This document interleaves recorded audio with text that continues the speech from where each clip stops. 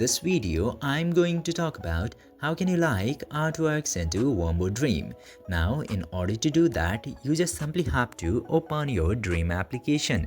And after opening the Wombo Dream, you are gonna get this homepage where you can get a lot of options.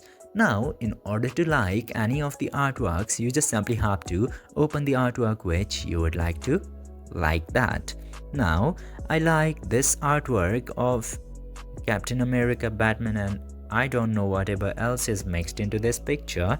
I really like it, so in order to like, you just simply have to open the picture and scroll down, then you are gonna get this heart-shaped icon into here.